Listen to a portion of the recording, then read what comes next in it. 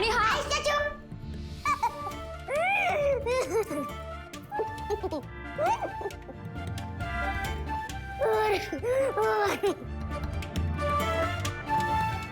वेदा, तुला ना धपाटी घातल्याशिवाय तू ऐकणारच नाही. खूप मस्ती करायला लागली.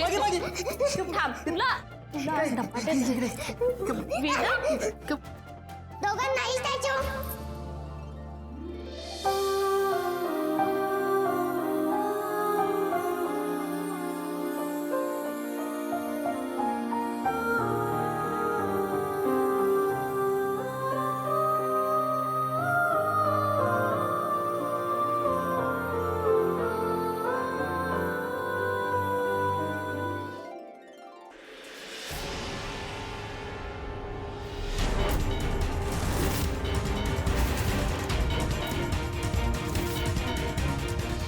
दोघांमध्ये नवरा बायकोचं नातं फुलायला लागलंय. मला कळतंय. आय एम सॉरी, पण प्लीज चालू नकोस. आपण हल्लो तर वेदाला उगाच वाटेल की आपलं प्रेम नाही आहे तिच्यावर. प्लीज.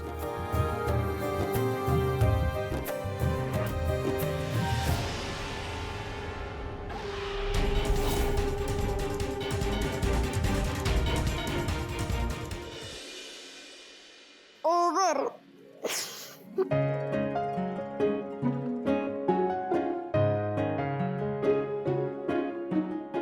वेदा, तू तू हा गेम कधी थांबवणार आहेस?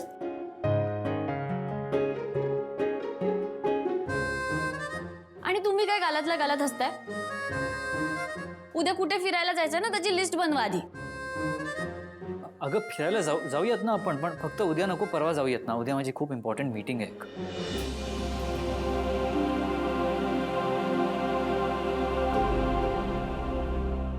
काय झालं? तुम्ही दोघी नाराज का झालात? काय झालं म्हणजे? आता आता आपण ठरवलंय ना फिरायला जायचं, मग तुम्ही आता मीटिंगला का जाताय? मला नाही जायचं कुठे. मी 10 पर्यंत टेबल्स भेट करते. अगं वेदा थांब. वेदा, झालं? तुम्हाला हवं होतं तसं झालं ना? म्हणूनच वेदा तुमच्यापासून लांब पळते. तुम्हाला ना लहान मुलांचं मन कसं जपायचं कळतच नाही. स्टॅच्यू. मला कळतंय तुला काय म्हणायचंय ते, पण माझी खूप इम्पॉर्टंट मीटिंग आहे उद्या. मी ऑलरेडी क्लायंट्सना कमिट केलंय. बघत काय बसली, बोल काहीतरी. हे काय असतं? स्टॅच्यू केलं तू. हो सॉरी, ओव्हर. मान्य आहे मला तुमची महत्वाची मीटिंग आहे, पण वेदाला कळणार आहे का ते? अहो, लहान मुलांसमोर एखादी गोष्ट कबूल केली ना की ती गोष्ट करायची असते. आता केलंत ना वेदाला नाराज. मला नाही माहित, जा वेदाला जाऊन घेऊन ये. ठीक आहे.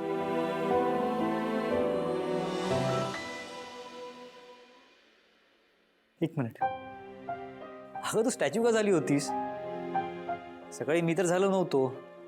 अगं हा गेम आपल्यासाठी नाही आहे ना, आपल्यात मैत्री आहे म्हणजे हा गेम सुद्धा आहे. हो, मैत्री म्हणजेच प्रेम.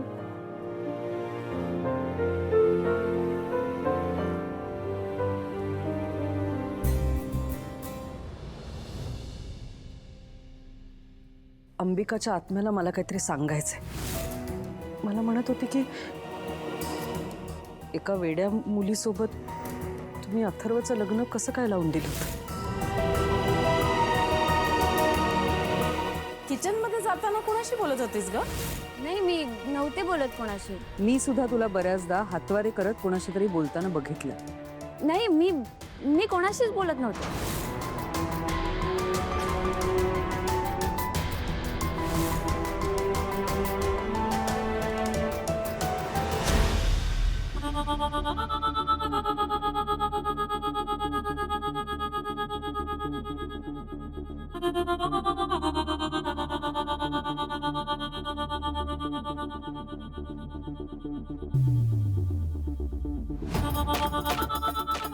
नका त्या मुलीसाठी एवढा त्रास करून घेऊ. म्हणजे ती समोर जे दिसते ते सगळं खरं जरी असलं तरी मन मानायला तयार नाही की मीरा. दादासाहेब, आत्तापर्यंत मी तुमच्यासाठी त्या मीराचं सगळं सहन करत आले, पण आता नाही. मला जेव्हापासून कळलं ना की त्या मुलीला वेड लागले, मला खरंच खूप भीती वाटते. दादासाहेब, त्या वेडसर मुलीसोबत मी माझ्या वेदाला आणि अथर्वला नाही राहू देऊ शकत. प्लीज. त्या दोघांना मीरापासून लांब ठेवायला हवे. खरंय. हो ना, मग तुम्ही फक्त एक करा. कामानिमित्त अथर्वला कुठेतरी बाहेर पाठवून द्या. पुढचं काय करायचं ना मी सगळं बघते. त्यापेक्षा अथर्वला सगळं सांगून टाकूया ना मीराबद्दल. तुम्हाला वाटतंय का की तुम्ही सांगाल आणि तो ऐकेल? नाही होणार आहे तसं दादासाहेब. आजपर्यंत त्या मीरानी आपल्या वेदासाठी जे काही थोडंफार केलं ना, त्याचे उपकार म्हणून अथर्व तिचीच बाजू घेणार. कळतंय का तुम्हाला? ठीक आहे, काहीतरी कामानिमित्त मी त्याला बाहेर जायला सांगतो. वेदा आणि अथर्व दोघांनाही मीरापासून लांब ठेवायला हवं. खरंय तुझं. तुम्ही नका काळजी करू. आत्तापर्यंत मी सगळं नीट सांभाळलं ना, यापुढे तसंच. नका काळजी करू.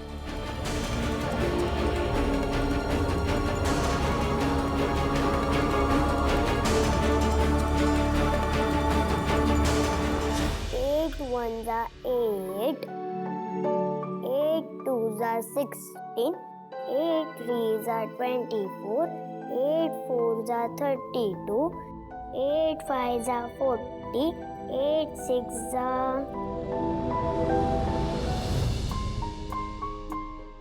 मी जर डिरेक्ट उत्तर दिलं तर वेदाला आवडणार नाही. 8 1 जा 8, 8 2 जा 16, 8 3 जा 24, 8 4 जा 32, 8 5 जा 40, 8 6 जा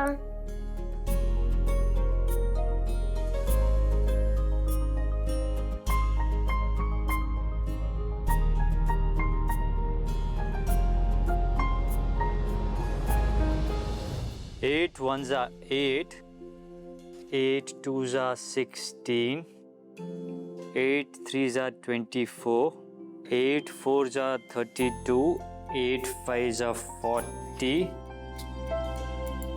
8 6 जा 48.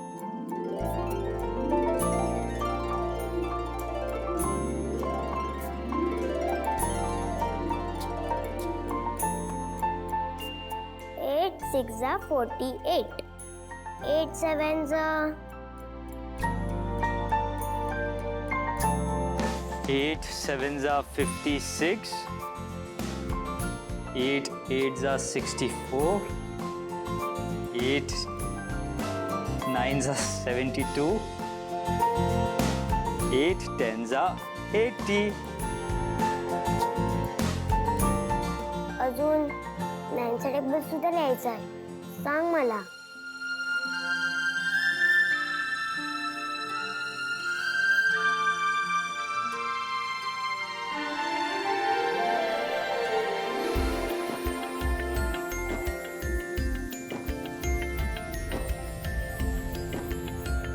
थँक्स मीरा. आज तुझ्यामुळे वेदा माझ्याशी स्वतःहून बोलली.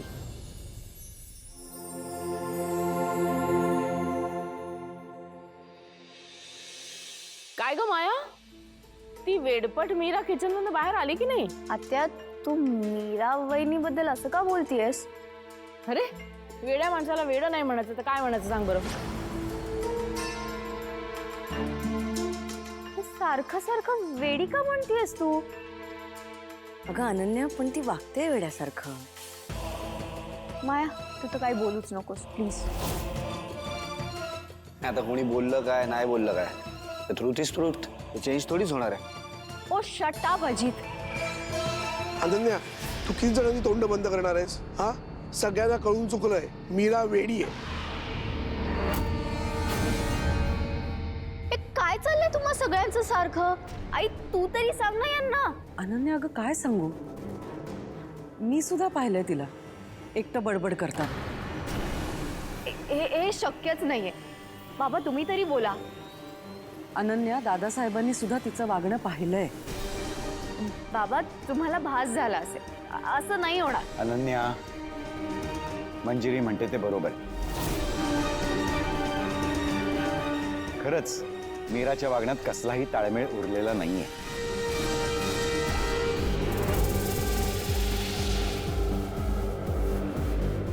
अनन्या, मी जेव्हा तिला पहिल्यांदा असं बडबडताना पाहिलं होतं तेव्हा मलाही तसंच वाटलं होतं. मला असं वाटतं की नक्कीच काहीतरी झालंय ज्याचा परिणाम तिच्या डोक्यावरती झाला.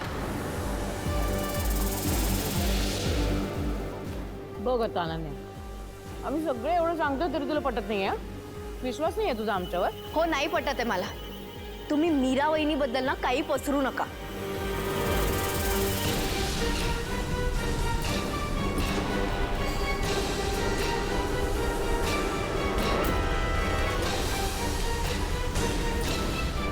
मीरा,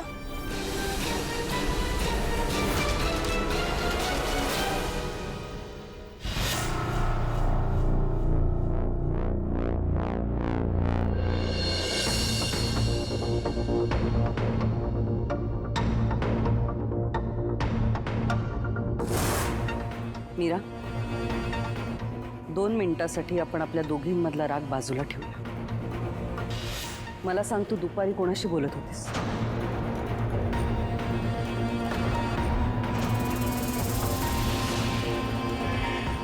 हे बघ मीरा, तुझ्यावरती इथे कोणीही रागवलेलं नाही. तू तुझा हात सोडून घेतलास, आम्ही पाहिलं. कोणी पकडला होता हात तुझा?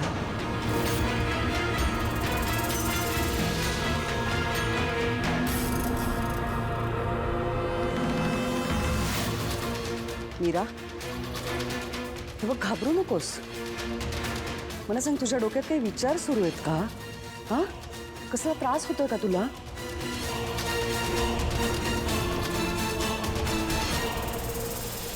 मीरा, अगं बोल ना. मॅडम तुला काहीतरी विचारताय. का वागत होतीस वेड्यासारखी? सांग सगळ्यांना.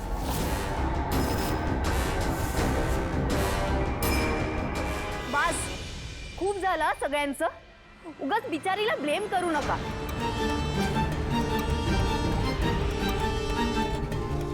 नाही करणार, कोणीही ब्लेम नाही करणार. पण मग ही का काही बोलत नाहीये? एक कशी बोलेल ती? घाबरलीये बिचारी. आणि हा विषय इथेच थांबवा प्लीज. अगं अनन्या, तू विसरलीयस का? लग्नामध्ये काय केलं तिने? राधाताई राधाताई म्हणून सगळीकडे शोधत होत. आता तू मला सांग, आपल्या घरात कोणी येतं का राधाताई म्हणून? येतं का कोणी? नाही की नाही? तेच म्हणते मी, भास होतोय तिला.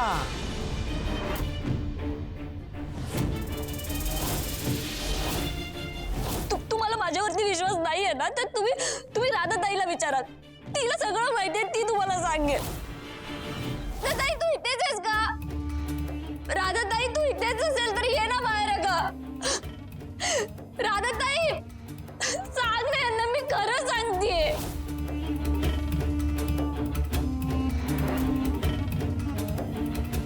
बायको, अगं मीच नव्हतो बसलो का तेव्हा आता माझ्या लक्षात येत आहे की राधाताई वगैरे ना हिच्या मनाचे खेळ आहेत सगळे. हा,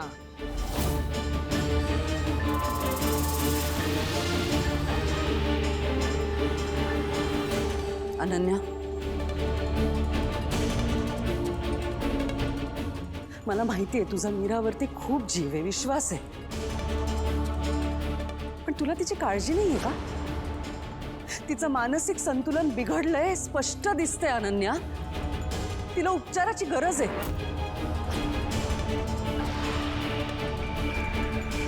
आणि प्रश्न फक्त मीराचा नाहीये. अथर्व आणि वेदा कायम तिच्या सोबत असतात. आई, अगं एखादी गोष्ट घडलीये म्हणून काय आपण जज करणार आहोत का तिला? अनन्या, मंजिरी काय चुकीचं बोलते? मीरावर उपचार होणं हे मीराच्याच हिताचं आहे ना.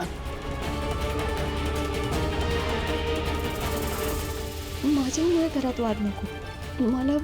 मला खरं काय ते सांगावंच लागेल. जाऊ दे दादासाहेब. अनन्याचा तिच्या आईवरती विश्वासच नाही. शेवटी मी सावत्रच आहे ना.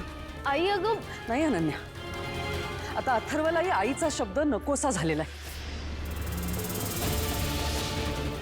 आता कुठलाही निर्णय घेण्याचा अधिकार माझ्याकडे उरलेलाच नाहीये.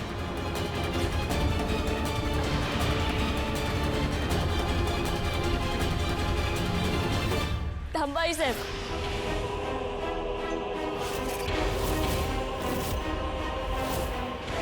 दादासाहेब,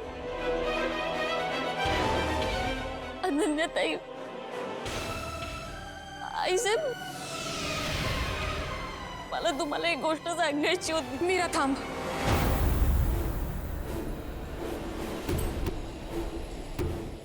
हे बघ, आत्ता कोणाला काहीच सांगू नकोस प्लीज, ऐक माझं. हे बघ, तुम्हाला अडवू नकोस. मला मला सगळ्यांना सांगू दे.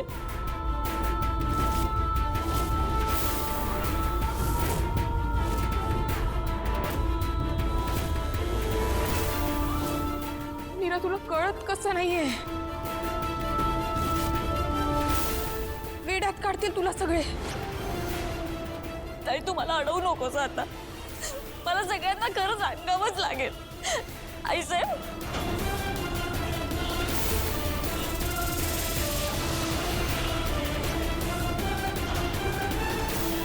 कुणाशी बोलते ही?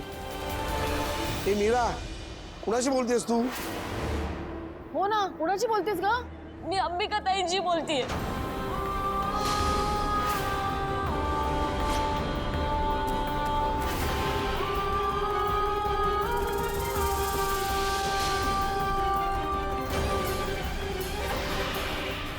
अंबिका ताई मला आधीपासूनच दिसते. ठीक आहे, आता सुद्धा इकडेच आहे. अंबिका वहिनी.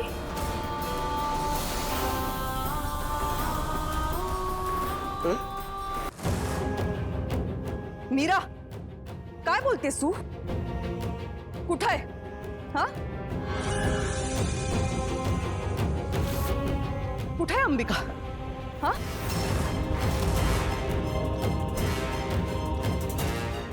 मला तर नाही दिसत आहे. कुठे आहे?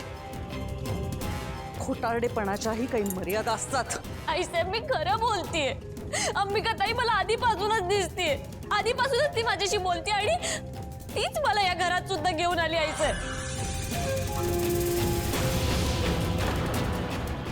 जा, मी अंबिकाविषयी एक शब्दही ऐकून घेणार नाहीये. तुला माहितीये तिचं आमच्या मनात काय स्थान येते. आईसाहेब, दादासाहेब, हे बघा, अंबिका ताईचा मी सुद्धा आदर करते, पण मीरा, कोणाचा विश्वास बसणार आहे का तुझ्यावर? अंबिका ताई, तू मला अडवू नकोस.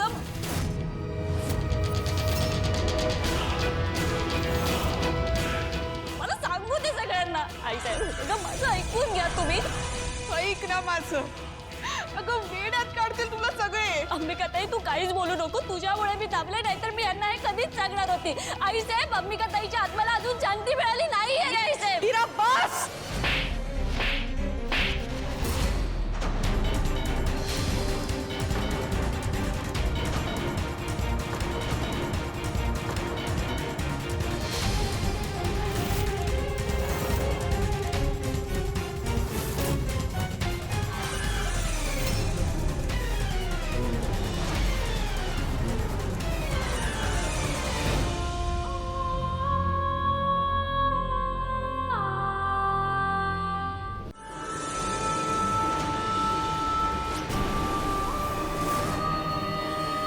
आई,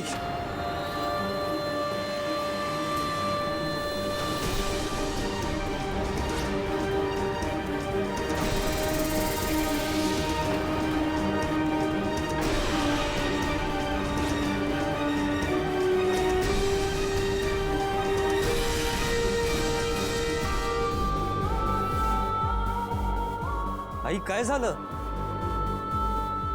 का मारलंस तू मीराला?